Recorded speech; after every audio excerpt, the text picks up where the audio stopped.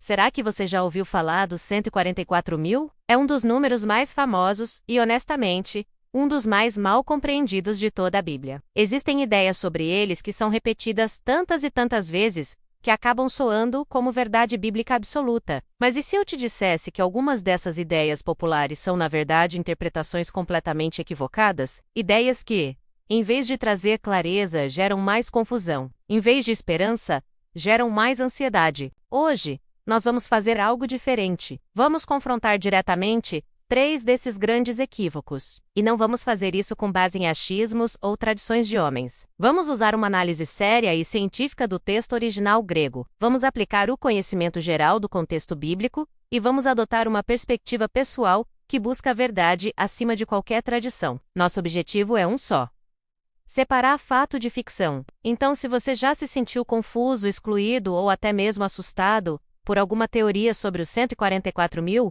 este vídeo é para você. Fique comigo até o final, porque a verdade que vamos descobrir juntos é muito mais libertadora e gloriosa do que qualquer mito.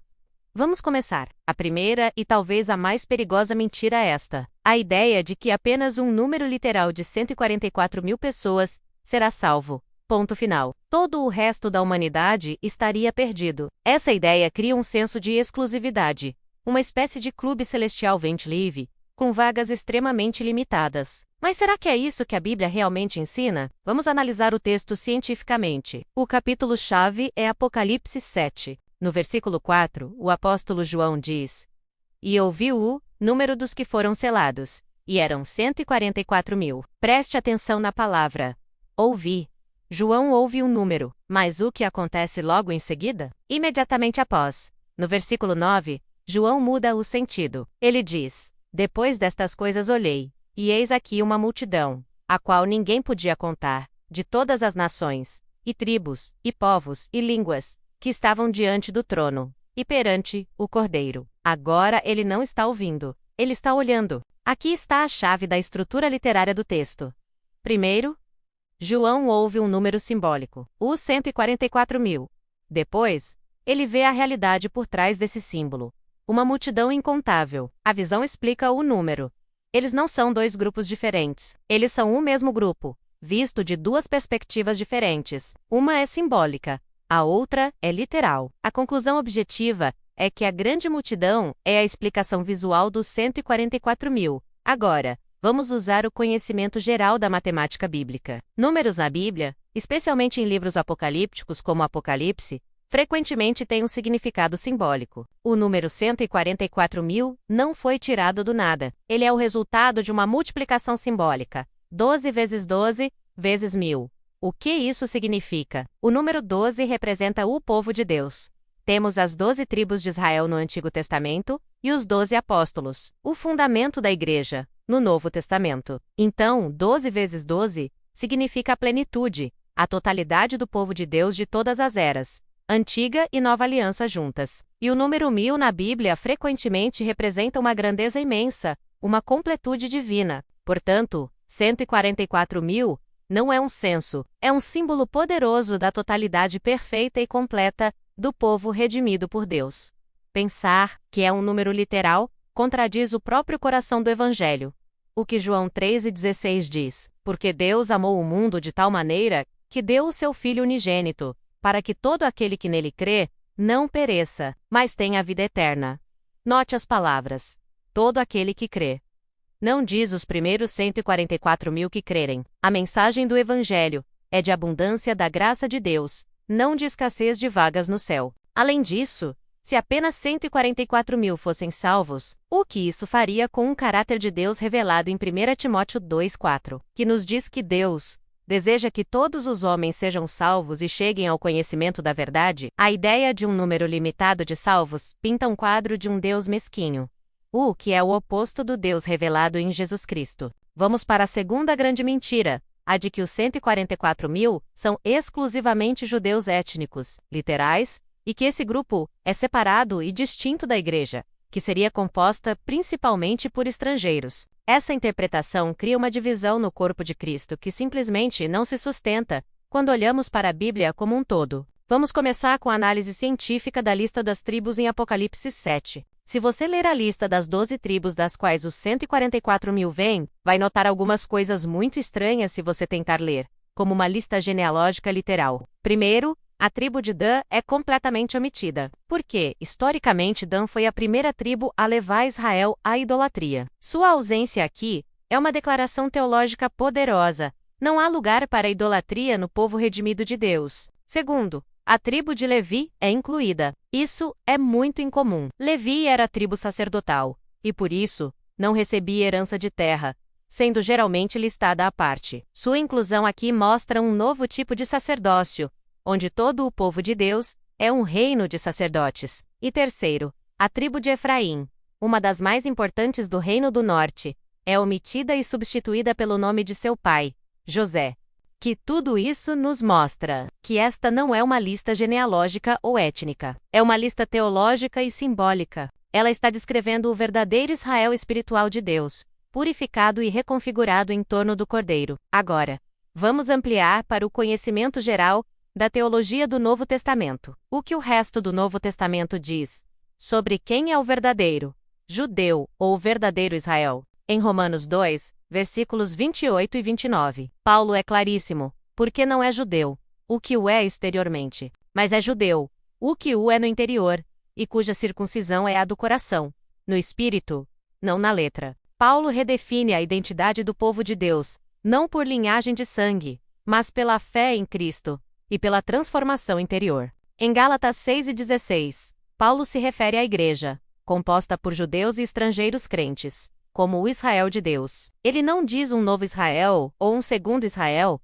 mas o Israel de Deus. E em Efésios capítulo 2, ele diz que Cristo derrubou o muro de separação, e de ambos os povos fez criando em si mesmo um novo homem. A ideia de que os 144.000 são apenas judeus literais cria uma divisão que o Novo Testamento inteiro trabalhou para destruir. Em Cristo, não há mais judeu ou grego, escravo ou livre, homem ou mulher. Somos todos um em Cristo Jesus.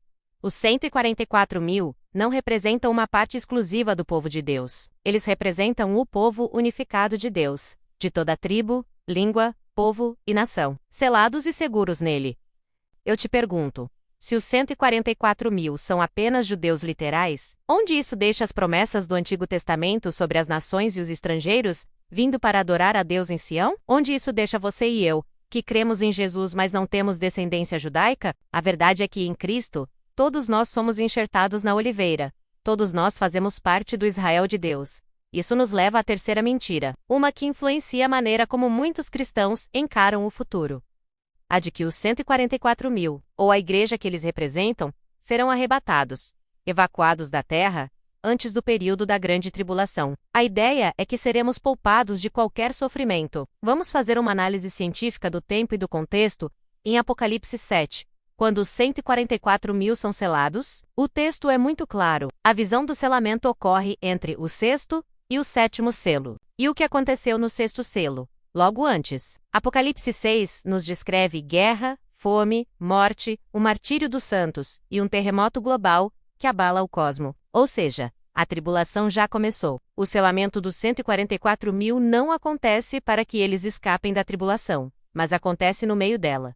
E qual o propósito do selo? Apocalipse 7, versículo 3 diz que o anjo clama: não danifiqueis a terra, nem o mar, nem as árvores, até que hajamos selado nas suas testas os servos do nosso Deus. O selo é uma marca de propriedade e proteção. Ele não os tira da zona de perigo. Ele os protege dentro da zona de perigo. É para que eles não sejam danificados pelos juízos específicos de Deus que estão por vir. Mas isso não significa que eles não passarão por perseguição ou sofrimento. Esse padrão de proteção no meio do perigo, e não remoção dele, é um conhecimento geral que vemos por toda a Bíblia. Pense em Noé.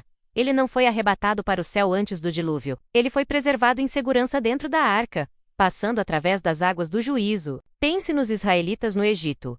Eles não foram teletransportados para a terra prometida antes das pragas. Eles foram protegidos pelo sangue do Cordeiro, nos umbrais das portas, enquanto as pragas caíam ao redor deles. Pense em Daniel. Ele não foi impedido de ir para a cova dos leões. Ele foi protegido por Deus dentro da cova. A própria oração de Jesus em João 17, versículo 15, confirma esse padrão. Ele ora ao Pai por seus discípulos e diz: Não peço que os tires do mundo, mas que os livres do mal. A promessa de Jesus não é a ausência de problemas, mas a sua presença conosco nos problemas. A mentira do escape antes da tribulação nos prepara mal. Ela nos condiciona a esperar uma fuga, em vez de nos fortalecer para a perseverança. Ela cria uma fé frágil que pode se quebrar ao primeiro sinal de dificuldade real. A verdadeira e robusta promessa bíblica não é você não passará pela tribulação, mas sim, quando você passar pelas águas, eu estarei com você. E quando pelos rios, eles não o submergirão. Quando você passar pelo fogo, não se queimará. Rejeitar essas 3 mentiras